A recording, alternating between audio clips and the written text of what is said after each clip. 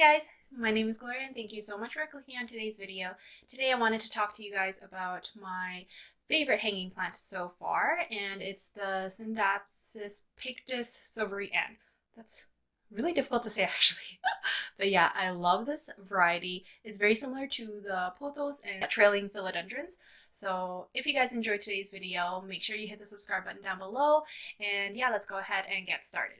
So this one is my Scindapsus Pictus silvery Ann. So I think there is probably about 4 varieties. I would say this one and Argyrius and the Exotica are the very common ones that I definitely see in stores, at my local nurseries, big box stores, all of that. But I find this one is definitely my favorite. For some reason, I really like the tiny leaves and the unpredictable variegation on this plant. So as you can see, some of them are a lot splashier than others. Like this one is such a beautiful leaf. This one's also a really pretty one. And yeah, this one I would say looks a bit more like the Argyrius. But yeah, I really enjoy this because it's such a fast grower. I bought this initially in a 4-inch pot, I would say probably about a month ago, and I've already had to upsize it to a 5-inch nursery pot because I saw roots were just busting out of the bottom drainage holes. And when I took it out, you would not believe how many roots were on this guy. It was all round up, it was pretty root bound, and there was barely any soil left. So definitely upsize the pot for this. I would say because they are such fast growers, you do have to change up the pot size pretty frequently, and if that's something you don't like to do, you could maybe just take out the plant and snip some of the roots to kind of keep it as a smaller plant.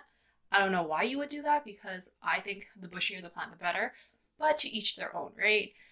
So for light, I would say this one could tolerate pretty low light.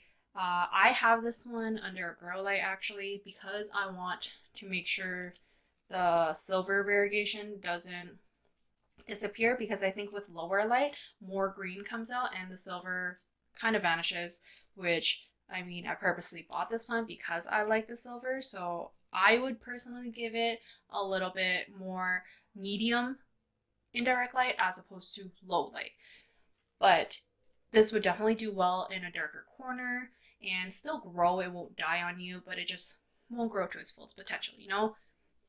In terms of watering, this guy is very sensitive to overwatering, as with most plants, and I let this one almost completely dry out. I really like how this one tells you if and when it needs watering. So the leaves curl inwards. So this one obviously has already been watered, and that's why it isn't having its curly leaves, but the leaves will curl up like that, and you'll notice that's when it needs watering. And yeah, I just really like when a plant actually tells you, gives you signs, so that you don't always have to stick your finger in the soil. Obviously you should, just to be extra careful, but with this one I definitely let the foliage tell me when it needs to be watered. Humidity, I don't think this one cares about humidity at all. I leave it pretty far from my humidifier, so I would say it's closer to maybe 30-40% as opposed to my higher humidity loving plants, which are in the 50 to 70 region. So this one is definitely tolerant, low light, less watering, and low humidity, which I would say is definitely one of the prime characteristics for beginner houseplant owners. So this one is a super easy plant to have.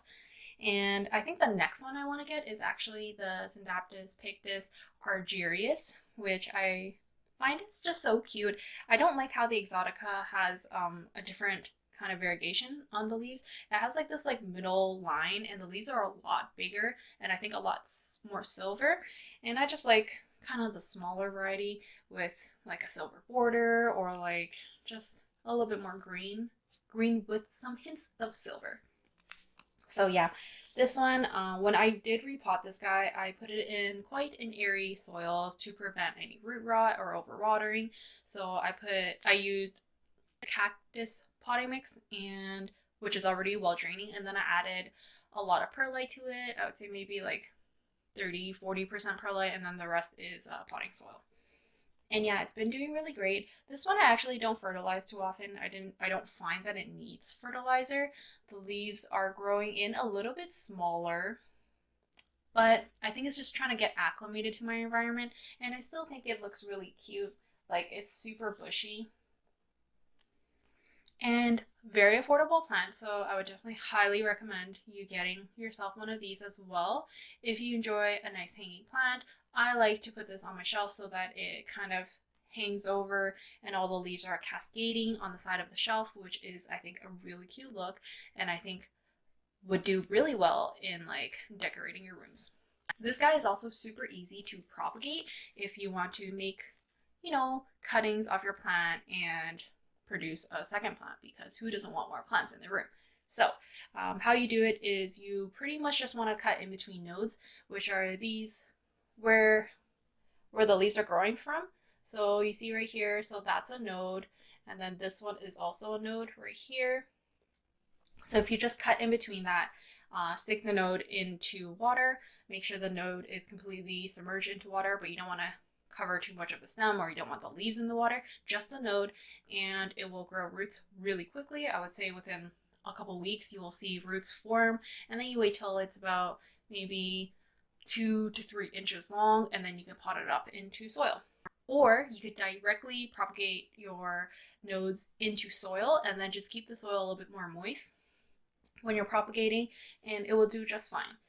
If you find that your pot is not super full and bushy on top like mine, you can actually, instead of cutting the stems, so cutting in between the nodes, you can actually just bobby pin or use any like floral pins. You could just pin down each node, wrap around, like if you have any long trails of the leaves, just wrap it around the top and bobby pin the node into the soil so that you don't have to sever the plant, and it still gets nutrients from the roots that already exist in the pot, and it just produces more roots coming out of the nodes.